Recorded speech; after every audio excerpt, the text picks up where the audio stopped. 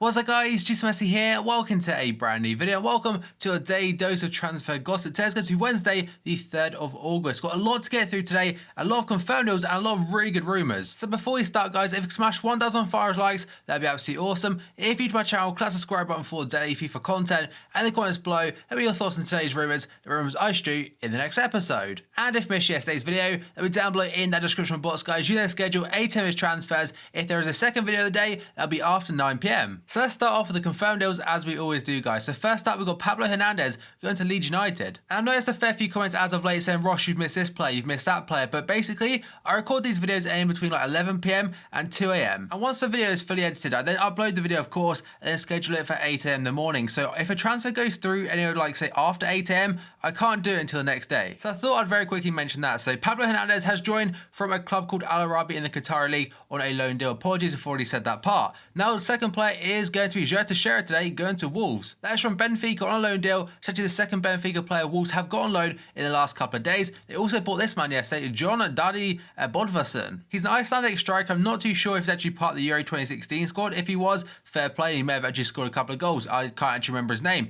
But he's joined from FC Kaiserslautern in the Bundesliga, or maybe the second Bundesliga now, for £2.72 million. And Wolves are definitely making the most of being taken over very recently. Then we got into Kelvin Wilson today going to Rotherham from Nottingham Forest. That is a free transfer. Then we got into the Italian Alessandro Gazzi going to Palermo from Torino this time for £595,000. I'm not sure. It could be the replacement for Vazquez. That's the Italian playmaker who switched Palermo to go to Sevilla in Spain for around £12 million.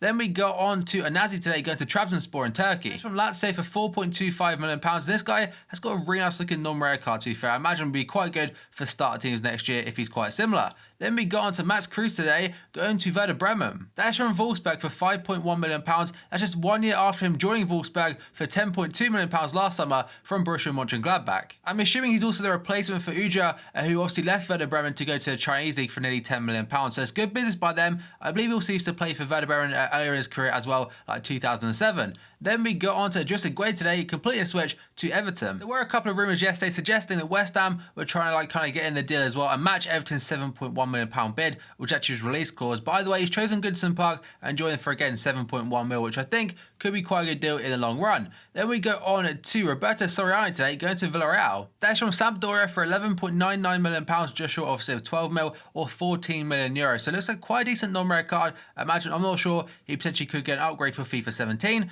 And then we go on to Leroy Sané, the big one today, completing the switch to Man City. So Pep Guardiola has finally got his man. So what this means for Raheem Sterling, I'm not too sure, because now I'm assuming their front three behind Aguero will probably be Sané, De Bruyne, and also David Silva. I may have missed a player there, but either way, if you have them three behind a striker like Sergio Aguero, they can get guaranteed goals. And with Aguero being so damn prolific, he's going to get so many goals, like I said, with a service from them three. But either way, he's joined from FC Schalke for a fee anywhere to like £37 million reported in England, but some places in Germany are saying up to 42.5. Then we go on to Gylfi Sigurdsson today, signing a new deal at Swansea City until 2020. That was kind of rumoured for a few days after apparently he rejected Everton. And finally, we've got Marco Verratti today confirming his stay at Paris Saint-Germain until 2021. I know most contracts nowadays seem to be the player signs it so the actual club itself get more money for them in the long run. But either way, Verratti, he's essentially like a new signing for them. Then we go on to potential deals today. And first up, Gareth Bale, but it's actually to do with Wales. So various different sources, very reliable sources as well, are saying that the Welsh FA have rejected an approach from Hull City for manager Chris Coleman. And this now leaves Gianfranco Zola as favourite to replace Steve Bruce. So currently, Hull City not in a great position. They need to get a manager in very, very soon, because the Premier League starts in just 10 days. Or it could even be 11 days. But either way, I'm so happy the Premier League is coming back very soon.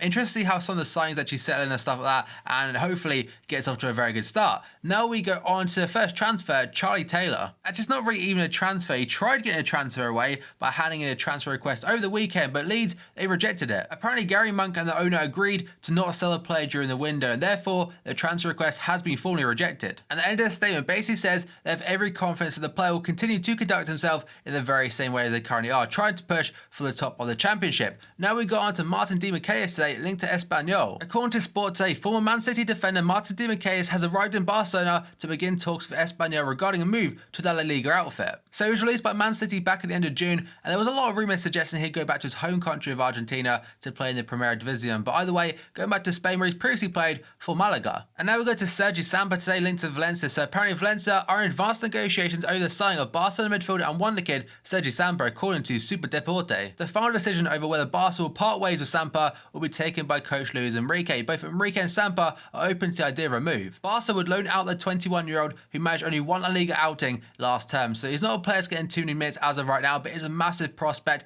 I think only recently signed a new deal. And to be fair, Valencia does seem like a very good club to go to get your experience. Now we go on to Paul Lopez, linked to Spurs. So the source is going to be Sport again. They're saying that Espanyol have rejected Spurs' opening bid for goalkeeper Paul Lopez, with Mauricio Pochettino hoping to make the goalkeeper his second choice behind Hugo Lloris. No fees been mentioned as of yet, but I don't think it'd be too expensive, and the current backup I think is Mitchell Vorm could potentially be on his way out. And from one player potentially going to Spurs, we've got a player potentially going out of Spurs. That's going to be Alex Pritchard today, linked to Brighton. So according to Sky Sports today, Brighton are negotiating with Tottenham as they attempt to sign Alex Pritchard this summer for around £8 million.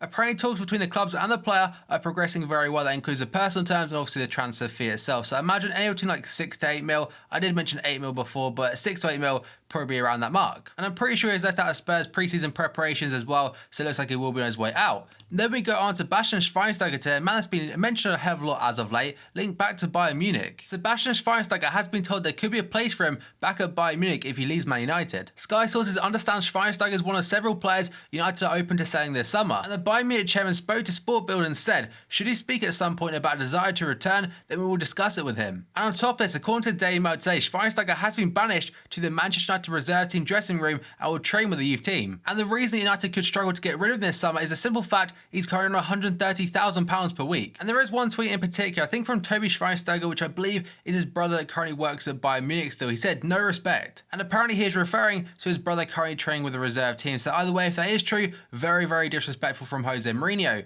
Now we go on to Benjamin Stambouli today, linked to Schalke. So according to Marca today, Schalke are plotting an £8 million bid for Paris Saint-Germain midfielder Benjamin Stambouli, with the former Spurs man to plush requirements at the Parc des Princes. I'm not gonna lie, I completely forgot he went to Paris Saint-Germain in the first place, but I think in France before, was it old club Montpellier possibly? He was very good, hence why he went to Spurs, and obviously linked to a few clubs right now, but Schalke, they've got a lot of money about him now after saying Leroy Sané. Now we go on to Hernandez today, linked to Bayer Leverkusen. According to Gazzetta dello Sport today, Bayer Leverkusen are keen to bring Juventus duo Hernandez and Mauricio Izza to the Bundesliga ahead of the new season. And this is because both players apparently surpassed the requirements in Turin, so it's not surprising, and I think Izza last season was possibly at Marseille, correct me if I'm wrong. Now we go on to Cedar Berahino today, and apparently in the next 24 hours we could see a little bit more discussion about him. A decision on Berahino's future at West Brom is expected in the next 24 hours according to Sky sources. With both Stoke and Crystal Palace keen on the former England under-21 striker, Sky Sports understands Stoke's bid worth around £17 million rising to 20, while Palace's is thought to be a straight cash offer of 20 million. The Baggies are expected to provide confirmation on Berahino's situation as soon as Diafra Sakho's transfer from West Ham is complete. And apparently Berahino is keen to move to Bet365 Stadium, which of course is the home of Stoke City. And now we go to French international Moussa Sissoko. So this guy was linked to a lot of clubs this time last week, but over the last, like, say, 7 days or so, it's gone quite quiet. But according to Le 10 Sport today, Crystal Palace are keen to beat Real Madrid and Manchester United to the signing of Newcastle midfielder Moussa Sissoko and have made contact with the Magpies. But I still think the asking price from Newcastle for this guy of around his £35 million is so much. But either way, they may get the money, they may not. But if an offer like, say, 25 comes in, imagine they could accept it. And in fact, Newcastle kick off the championship campaign against Fulham this Friday night. I also think it's actually the first fixture of the season for anyone. Now we got on to Ross McCormack today. Apparently Villa have bid £12 million for him. Aston Villa have now entered the race to sign Ross McCormack according to Sky sources. The Midlands club this afternoon made a £12 million offer for the Scotland international. Norwich have previously had a bid of £10 million rejected for the player. And Villa are clearly looking for a striker that's committed and will score goals in the championship. And this guy, Ross McCormack, definitely will. Then we go on to Mario Gomez today, linked to West Ham. According to the Daily Mirror today, West Ham are weighing up a £7 million offer for Fiorentina striker Mario Gomez as they look to bolster their attacking options. And it's safe to say that as of late, West Ham have been linked to a lot of strikers, and currently not any of them have actually joined, but maybe in the next couple of weeks that could all change. Then we got on to Ashley Williams today, linked to Everton, but apparently Swansea have rejected a bid for him. And a quote says that Ashley Williams is an important part of our squad and club, and we're not looking to sell him, and therefore we have turned down the offer currently on the table. That is from a Swansea spokesman, and apparently the offer is believed to be in the region of £10 million. And the other day I said I'll be very unlikely that Swansea would accept that, and I imagine probably 15 to 20, they'd probably consider it a little bit more. And it seems that Everton are definitely trying to get in a sense back before John Stones leaves, and obviously the start of the Premier League season. Now we've gone to Scott Dan today, linked to Arsenal. According to the Daily Mail today, Arsenal discussed the possibility of signing Crystal Palace defender Scott Dan as Arsene Wenger looks to bolster his back line. And as of right now, it looks like Arsenal are stacking up some injuries here and there, mainly, again, I say every time, in per Mertesacker for a few months. And Koscielny, I'm not sure if he's 100% back yet, but if he is, I mean, I don't think he'll be ready for the start of the Prem season. And Arsenal also linked to the next guy, Mustafi, again, for probably about the second or third time in the last week, according to Piazza Deportiva. So they're suggesting that Arsenal have had their first bid of 18 million euros for centre-back Mustafi rejected by Valencia, with our La Liga outfit holding out for 25 to 30 million. And that is, of course, in euros. So if Arsene Wenger kind of goes a bit stingy on this one, I'd be very surprised, because Arsenal fans are getting a little bit impatient about him now, about not spending money and stuff where they need to. And Mustafi, it'd be a very good centre-back to bring in. And while the likes of Scott Dan, also Johnny Evans can do a job, I think someone like Mustafi could honestly push the likes of Mertesacker, Koscielny and Gabriel to potentially be a starting player. Or I'm pretty sure he would be a starting player next to Koscielny. But either way, Mustafi still could be on the cards. Now we go on to Matteo De Sciglio today, linked to Liverpool. I've just realised it's pronounced De Sciglio, sorry, not De Sciglio like I was saying before. According to Gazzetta dello Sport today, Liverpool have made a £16 million bid for AC Milan fullback Matteo De Sciglio, but faced competition for the Italian international from Napoli. And the Liverpool Echo last night did come out and say that Klopp is potentially still in the market for a couple more players. I imagine left back is definitely one of the areas he's looking at. And this is because we don't really have much backup for the left back role, and Moreno, he hasn't been fantastic, but it's not just because of that. I think currently as well, he picked up a dead leg against Roma. But either way, Brad Smith we sold to Bournemouth, and I think Flanagan is going to Burnley. So someone like Matteo De Sciglio would probably make quite a bit of sense, because I think he can also play left back and right back. Now we go on to Jonathan Solari, or Solari, I'm not sure how you say his name, linked again to West Ham. So he's going to West Ham on a season-long loan, according to the player himself. West Ham chairman David Gold has promised fans new recruits are on the way, and the Argentine striker looks likely to be one of them. The 22-year-old spent last season on loan from Maldonado in Uruguay to Brazilian side Sao Paulo. And he told ESPN by saying, "My move to West Ham is complete. I always wanted to play in Europe." And David Gold's tweet says, "Couple of signings getting close, hope to have some news very soon." And that's basically probably Solari and possibly a left back. Almost certainly a left back. Now we got on to Adnan Januzaj today, linked to Lazio. It seems to be a different team every single day. Yesterday it's Sunderland, the day before that Milan, but either way it looks like he could be leaving United. And according to Calciomercato today, again Lazio are turning their attention to him. According to Calciomercato.com today, Lazio have lost their interest in Newcastle flop Florent Thauvin and now turn their attention to out of favour United winger Adnan Januzaj. And again, like I keep saying, he will be available this summer. Now we go on to Antonio Candreva today, linked to Inter Milan. And this could also be why Januzaj potentially could be going to Lazio as a replacement. According to Football Italia today, reports suggest Antonio Candreva's move from Lazio to Inter Milan is almost done, and he'll head to Milan tomorrow. Well, by tomorrow they mean today, as of course I'm reading this the day before, but the midfielder has been continuously linked with an Azzurri this summer, and the saga has dragged out over a disagreement about the transfer fee. I think it's Nerazzurri or something actually, so apologies about that, I did say it wrong. However though,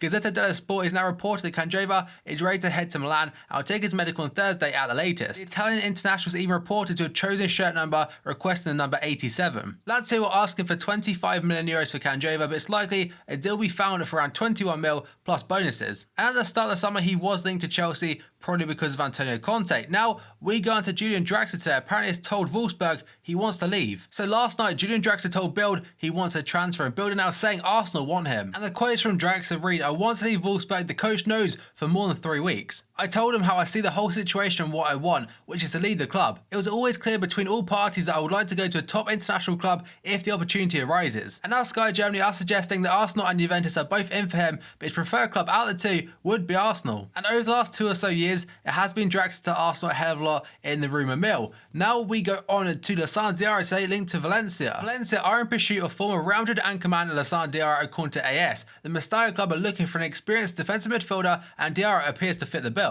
Diarra is currently on the books in Marseille, although he has got a clause in his contract that would allow him to leave the French club for free. Valencia have offered him a 3-year contract worth 3.5 million euros a season, and is considering the proposal with his family. He's also received a more lucrative proposal from Galatasaray worth 5 million euros a season over 3 years. Frenchman was initially keen on the idea, but his wife does not want to live in Istanbul due to political problems in Turkey. And I think that clause in his contract was something to do with the fact that if Marseille did not get European football, he could leave again on a free transfer. And finally today, we've got Pierre-Emerick Aubameyang today linked to Inter Milan. It is quite a short one from Gazzetta dello Sport, but they're saying the Inter are weighing up a move for Borussia Dortmund striker Pierre-Emerick Aubameyang should they lose their captain Mauro Icardi to Napoli. I personally don't see them getting Aubameyang, but if Icardi does leave, they were probably going for a big name striker. So there we have all today's potential transfers as well as confirmed stuff at the very beginning. So as always, guys, if you enjoyed this video, smash the like button. 1,500 likes would be absolutely awesome. If you'd my channel, click the subscribe button for daily FIFA content. In the comments below, leave me your thoughts on today's rumours I shoot in the next episode.